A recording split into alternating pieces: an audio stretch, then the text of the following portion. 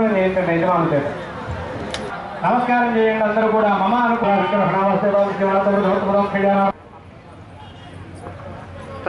అయ్యా అగ్నింబలో 3 రూపాల్లో మనకు దర్శనమిస్తూ ఉంటారు అమ్మవారు.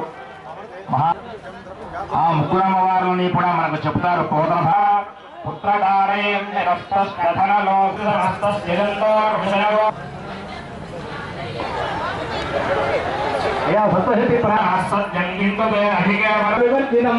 సర్వసిద్ధి ప్రదాతారం వందే హండి. అందరూ కూడా శ్రద్ధగా హోమత్వ విఘ్నహరందే సర్వవిఘ్న వివర్జితం సర్వసిద్ధి ప్రదాతారం వందే హంగణనాయకం.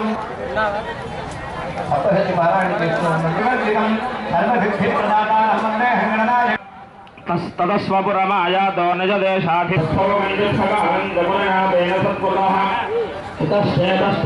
భవదస్నేహమనుబద్ధాతి సద్వృత్తా దుర్వృత్తా కిల్వృత్తాశ్రమాభ్యాసే భీష్యనేకందర్శసః సమస్తస్తేన గపగథాన్యాయం యథార్హం తేన సంవిదం శాస్తథా భవే స్వాహా.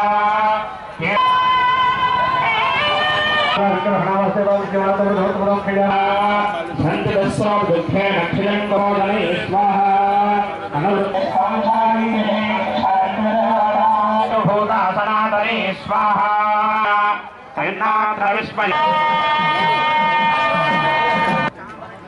మన పీఠాపురం క్షేత్రంలో యథాశక్తిగా మహారుద్రయాగపూర్వక శతజనీయ మహాయాగాల్లో భాగంగా ఈ రోజున గోపూజ, గురువందనం, విఘ్నేశ్వర పూజ, పుణ్యాహవాచనం, మాతృకా పూజ, రక్షాబంధనం, అఖండ దీపస్థాపన, షోడశ స్తంభ పూజ ఈ యొక్క కార్యక్రమాలన్నీ కూడా జరిగాయి.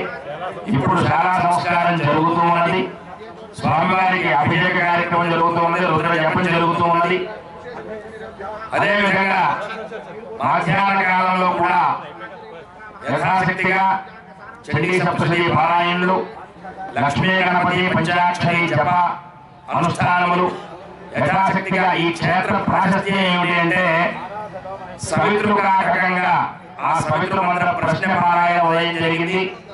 సాయంకాలం కూడా ఆ సవితృ మంత్ర పారాయణ జరుగుతుంది. సాయంకాలం రుద్ర క్రమస్వస్థ జరుగుతుంది. సుమారుగా 7:30 గంటల కల్లా నీరాజన మంత్ర పుష్పాలు, చతుర్వేద స్వస్తి, దర్బారు సేవ ఇత్యాది కార్యక్రమాలు కూడా జరుగుతాయి. రేపు కూడా గోపూజలోని కార్యక్రమం ప్రారంభమవుతుంది. కావున భక్తులందరూ కూడా మీ యొక్క అభీష్టం ఏదుందో, మన కోరికలు ఏవైతే ఉన్నాయో ఆ కోరికలను నెరవేర్చుకోవడానికి ఇది అత్యంత శ్రేయోదాయకం. ఇంతమంది సిద్ధగురువులు వచ్చి ఉన్నారు, మాతాజీలు వచ్చి ఉన్నారు. వారందరి యొక్క ఆశీస్సులు కూడా మన మీద ఉంటాయి. దానికి ప్రత్యక్ష కారణం ఏమిటి అంటే వరుణదేవుడు కూడా మనం ఎక్కువ ఇబ్బంది పెట్టకుండా చిరు వర్షాన్ని ఆయన యొక్క ఆశీర్వచనాన్ని మనందరికీ కూడా అందించి ఉన్నారు. మనం నమ్మకంగా మన కార్యక్రమాన్ని మనం చేయాలి. మీరందరూ కూడా మీ కోరికలన్నీ మనసులో తలుచుకుంటూ ఆ యొక్క హోమ కార్యక్రమాన్ని చేయండి.